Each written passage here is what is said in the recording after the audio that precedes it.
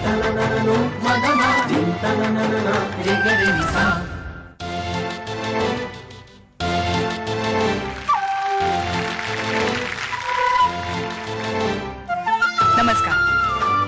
आपल्या अवतीभोवती कधी मधी ही माणसं नजरेस पडतात, पण आपण कधीही त्यांच्या आयुष्यात डोकावून बघत नाही. त्यांची परिस्थिती हालाकीची असणार हे उघडच असतं, पण किती हालाकीची, किती भयंकर फरफटीची आयुष्य ते जगतात ते जाणून घेऊया.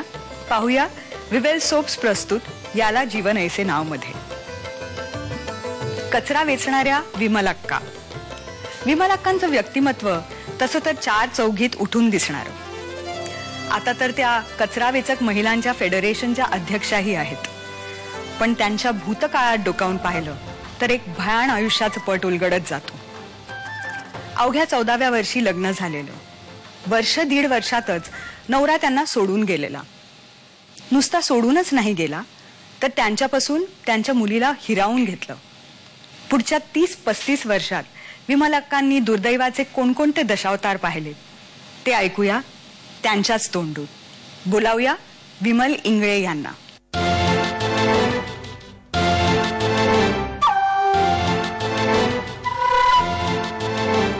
स्टुडिओमध्ये आल्याबद्दल धन्यवाद. धन्यवाद. विमलक्का, खरं तर कुठल्याही महिलेला तिचं वय विचारू नये, पण सर्वप्रथम माझा हाच प्रश्न आहे की तुमचं वय काय? माझं वय आता 50च्या लगभग आहे आणि राहतो वाशिले. Centre 1 sector 30.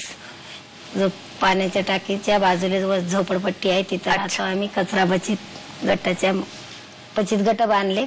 कचरा वेचक महिला आहो आम्ही. म्हणजे तुम्ही अजूनही जाता कचरा वेचायला? हा, अजून पण जाते. आणि कचरा वेचक जी महिलांची बचत गट फाउंडेशन आहे त्याच्या तुम्ही अध्यक्षाही आहात. हा. कचरा वेचणाऱ्या ज्या बायका आहेत त्या काही निश्चित बायका आहेत का कोणीही हे काम करू शकतं?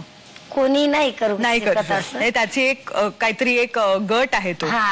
काही निश्चित स्थान आहेत का जिथे काटे असतात, म्हणजे जिथे ते कचरा वेचून गेल्यानंतर आपण त्याचे मोबदला मिळतो आपल्याला? आहेत. अच्छा. पण जसं लांबच जावं लागते तरी असं जागेवरच्या जागेवर नाही. त्याच्यात हर एक वस्तू असते ती सगळं अलग अलग करायचं. त्याच्यानंतर बांधून काट्यावर दुसऱ्या जागेवर जायचं. पैसे कधी काट्याजवळ असतात कधी नसतात. अच्छा. म्हणून सने आम्ही स्वतःचा म्हणजे स्वतःचा काटा खोलावा म्हणून सने महिला बचत गटाची सगळ्या बचत गटाची मिळून सने एक बँक खोलली. अरे वा. तर त्या बँकेच्या तर्फून मी अध्यक्ष आहेत. वा, खूप चांगली गोष्ट आहे. पण तुमची सुरुवात म्हणजे कुठून झाली? म्हणजे गाव कुठलं तुमचं? गाव अकोला. तिकडे म्हणजे तुमचं जीवन कसं होतं? म्हणजे लग्न कधी झालं तुमचं? लग्न माझं नाही तरी 14 वर्षात झालेलं. खूप लवकर झालं लग्न? खूप लवकर झालेलं. बरं, तुमचं लग्न कसं झालं होतं? म्हणजे जमवलं कसं होतं? जमवलं हेच असं की माझ्या मामाच्या मुलाले दिली, तर मामाच्या घरी दिलेलं तर ते हुंडा बिंडा काही नाही दिलेलं. असं दिलेलं. लग्न आज उद्या झालं. नंतर मामा थोडा माझा बेकार निघला, म्हणजे त्याची नजर फिरली. एक दिवस काय झालं, समजा नवऱ्याला कुठंतरी काम आलं म्हणून सन्या बाहेर गेला तर आमच्या मामाची थोडी नियत बिघडली. बरं. तर ते पायथ्याशी येऊन बसला तर आमची सासू उठली. अच्छा. सासू उठली तर म्हणजे मामी तुमची? मामी. तर ती सासू उठल्याच्या नंतर म्हणते तुम्ही इकडे कशाला आले? तर मुलगी झोपलेली आहे, तर सून आहे झोपलेली, पोरग घरी नाही, आणि तुम्ही इकडे कशाला आले? आपल्या जाग्यावर आपण झोपायचं. सासू म्हणते. अच्छा. सासू अशी म्हणते तर तू का अशी म्हणते म्हणून सने तिला खूप मारलं. तर ती म्हणली आता बोलायचं तर काय बोलायचं, मग तुम्ही आपले वाले कुठं पण जा कुठं पण राहा. बरं. घरकुलचे रूम छोटे छोटे बांधून इंदिरा गांधीनं वाटलेले गावाले, खेडेगावाले. तर आम्हाला पण एक भेटलेला होता. बरं. तर म्हणले जावा तुम्ही आपल्या त्या घरात जाऊन सने राहा. बरं. म्हणून जाऊन राहिलो तिथं. तर मग ह्यो दारू पिया लागला. म्हणजे एवढ्या लहान वयात? हा, ह्यो नवरा दारू पिया लागला. बरं. तर दारू पिया लागला. हे दारू पेते सारखा जाते, दारू पेते, रिक्षा पायाचा रिक्षा चालवते. अच्छा, पायाचा रिक्षा गावाकडे पायाची रिक्षा. बरोबर बरोबर. तर ते चालवते आणि दारू पेते, फिरते, येते. असं करून करून 1-2 महिना झाला तर मुलगी मले अच्छा, लगेचच मुलगी पण झाली तुम्हाला? नाही झाली नाही, 1-2 महिना गेला. गेला तर आता काय करायचं, असं इथं कुठं कामधंदा करायचा. सासू रोज या दारू पिऊन यायचा, सासू यायची, भाकर तुकडा खाल्ला का म्हणून दाराले कुलूप लावायचा, आपला घरी जायचा, फिरून तासात दारू पिया अकोल्यात जायचा आणि फिरायचा भटकायचा. याचा सासू यायची, म्हणायची तू आवाज पाहिलं तर कुलूप असायचं घराले, आणि कुठून काय बोलायचं म्हणून गावाला अंग्रेजी कौल असायचे, कौलाचे घर असायचे, तर ते कौल काढायचे घराचं. अच्छा. सासू आणि तिथून आवाज द्यायची की काही भाकर तुकडा खाल्ला का नाही तू? बापरे. आणि तुम्ही गरोदर होतात त्यावेळेला? 2 महिने झाले, जास्त नाही. बरोबर. मग हा खाल्लं म्हणायची मी. अरे बाबा काही नाही खाल्लं तरी खाल्लंच म्हणतेस तू. मी तर संडासले गावाकडे अजूनही पण आहेत, सफेद लोटे घेऊन सन्या, जर्मलचे लोटे संडासले घेऊन जातात. बरोबर. तांबे. हो, तांबे गावाले. हो हो हो. तर त्याच्यात कोरड्यास आणायची आणि घोडात भाकरी आणायची. अरे सासूला तिला खूप पुळका होता तुमचा. आणायची आणून सन्या. मग ती म्हणली नाही खाल्लं तू, मी बघ याच्यातून देते आणि खाऊन घे, तांब्या वापस दे मला. अच्छा. 2-3 महिने तर मस्त गेले. तर मग म्हणले इथं नाही भागणार म्हणून आमच्या त्याच्या सख्या त्याचा मुलगा भांडुकले राहत होता. अच्छा. तो आलेला. बर. आलेला तर म्हणले ते त्यानं बघितलं सगळं. बघितलं तर म्हणले असं कौरव चालायचं तुमचं, असं चांगलं नाही चालायचं, तुम्ही चला बंबईले. अच्छा. बर. त्या बंबईला चला म्हणल्यावर असं बंबईला घेऊन आला. तो पण बेवडाच निघला. म्हणजे त्याचा भाऊही ज्याने तुम्हाला मुंबईत आणलं तोही पण बेवडाच निघला. तर डोक्याजवळ गॅलनच घेऊन झोपायचा. अरे आता काय करावं. आता त्याला विचारलं तर हिचे भांडे 2 टाइम घासायचे आणि अर्धी कोरभर भाकर द्यायची, ते खायचं आणि बसायचं. हे दोघं पिऊन फुल यायचे. बापरे. खूप मारायचा. मग तुम्हाला मारायचा? खूप मारायचा. तुम्ही गरोदर होतात ना? गरोदर असताना पण मारायचा. झाडाची काडी हिरवी हिरवी मोडायचा. बापरे. आणि मारायचा. आता असं मारून मारून म्हणायचं. लास्टले काही झालं त्यानं म्हणलंय गटरचे काम थोडे 1-2 गटरचे चालू होते म्हणून तिथं मुकरदमाजवळ गेली. अच्छा. आणि त्याला विचारलं की मला कामाला लावता का? अच्छा. तर ते मुकरदम म्हणला हा आओ लगो 10 रुपये हाजरी मिलेगा. अच्छा. तर गेली तर त्याचे ते गटारी साफ करताना घमिले फेकतात झेलायसाठी. असे झेलायचे ते मद्रासी लोक. बरोबर बरोबर. हो हो. तर मला नाही कधी केलेलं, झेलता नाही येत, म्हणून मी हातावर जास्तीत जास्त 12 वाजता ते गमिले झेलले असतील. तर हाताचे चमडे गेले माई, ते घासू घासू चिकला. अच्छा. तर ते मुकरदम म्हणते तुम्हारे हात का खून जाता है, तुम काम नहीं कर सकता, ये 10 रुपये ले अपने घर पे जाओ. पुन्हा घरी आली तर पुन्हा पिऊन आला. तू कुठे गेलतीस? तर म्हणलं इथं नाल्याचं काम चालू होतं, तिथे गेलती. मग दिवसभर का नाही केलंस? दिवसभर का नाही केलं? माझ्या हाताचं रक्तच चालला. का रक्त व्हायचे असं म्हणून पुन्हा पण मारत बसला. त्याचा तू काही संबंध असेल म्हणून तू घरी आलीस का? तू तिथं बसली नाही, ते काम का नाही केलंस? मग म्हणून त्यानं असं काही वाईट म्हणजे संशय करून डाऊट करून काहीतरी बडबडायला लागला. असं चलता म्हणलं तिथं पुन्हा भांडणं झाले त्या भावाचे. बरोबर. आपलं म्हणलं इथं जमायचं नाही, म्हणलं चल इकरुली जाऊ.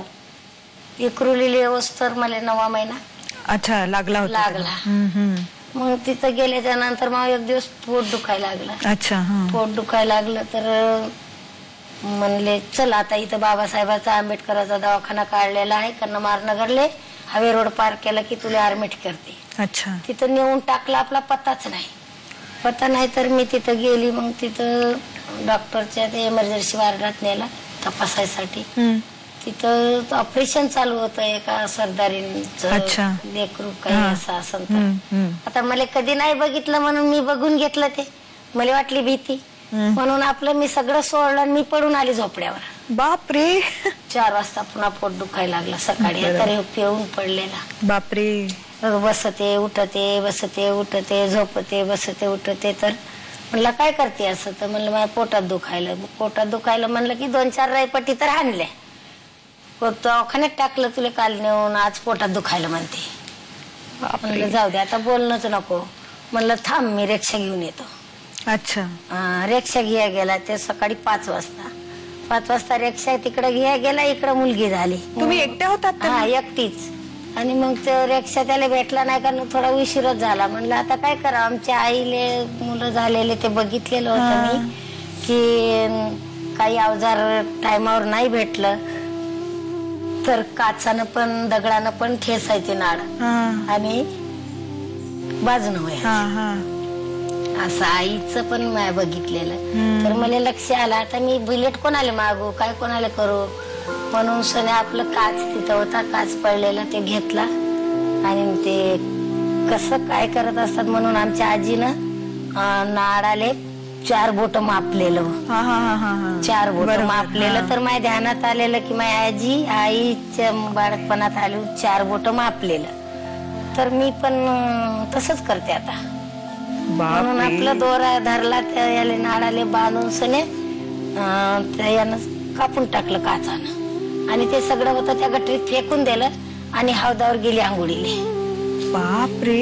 हौदावर आंघोळ केली, पुन्हा डबल मुलाले नेलं, त्या मुलीले नेलं, तिले आंघोळ घालून आली, पुन्हा कपडे लत्ते बरोबर नेसून सन्या बसली तर तो आला, चल रिक्षा आणला, चल रिक्षा आणला, चल बस तुला दवाखान्यात नाही. तर म्हणल्यावर मुलगी झाली, तू बस मी काहीतरी आणतो म्हणला. अरे वा.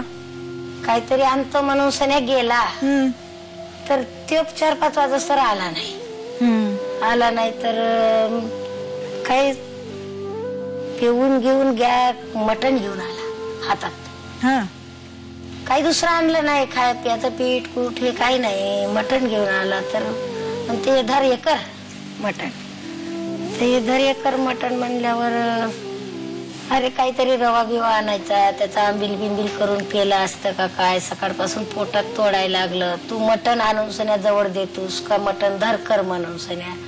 आता हे कधी शिजावून कधी तू खातोस का आम्हाला चारतोस, मला चार. बापरे. तर म्हणली तुला खायचं तर खाय, नको खाऊ, करतीस का नाही करत, दे मी आपलं कसं तरी करते म्हणून खाते म्हणून सन्या करून देते म्हणून मी चुलीवरती मटण टाकला. आता मुलीले 4-5 दिवस झाले तर 5व्या दिवशी इंदिरा गांधी मेली. इंदिरा गांधी मेली म्हणून इकरुली पुरी जाळूनच टाकली. याले बेवड्याले काय भीती वाटली, आता मी कुठं मरून जाईन, ही मेली तर ही लेकरू मेलं तर चालन म्हणून सगळं त्यानं गाडी धरली, आपल्या गावाला निघून गेला. मग तिथे एक मद्रासाचं झोपडं होतं बारीक छोटस घातलेलं, वाचमीन करत होता आणि नवरा बायको आणि 2 मुलं होते, ते मुलगी मुलगा. त्याच्या घरी 4-8 दिवस 11 दिवस राहिली. बरं. 11 दिवसाच्या नंतर काय मनात आलं, म्हणलं आता 11 दिवस आहे, उद्या पोरीचं नाव ठेवायचं आहे उद्या परवा आणि मी गावालाच जाते. विदाऊट गेली विटीले, तिथून गाडी धरली आणि गावाला गेली. सकाळी 6:00 उतरली, गावाला रस्त्यानं चालली तर गावातले लोक अरे तू तर ते गावात जाऊन म्हणला की मेली. हा, ते सगळं जाडपोड चाललं म्हणून सगळ्या गाडीतूनच पडून मेली. बापरे. अरे बापरे म्हणला, तू तर मेली, जिवंत कशी आहे.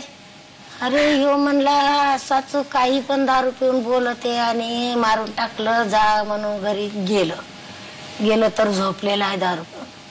हा, मी म्हणलो मेली म्हणून सन्या, पण बरं झालं जगून आलीस तू, आता मुलीचं नाव ठेवू चांगल्या आणि उद्या त्याले म्हणून सन्या आपला उठला, अकोल्याला गेला.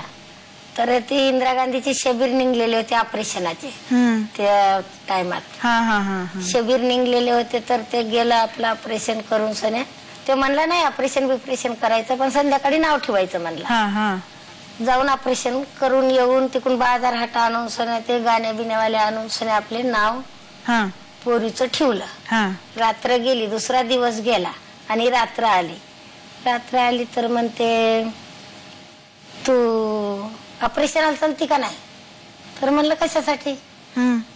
तर ये मुलगी आहे, पुन्हा मुलगा असला की ऑपरेशन करून टाकायचं, आता काय करायचं. अरे म्हणलं मी करून आलो पोरीच्या नावासाठी, नाव ठेवायसाठी, तू पण चल.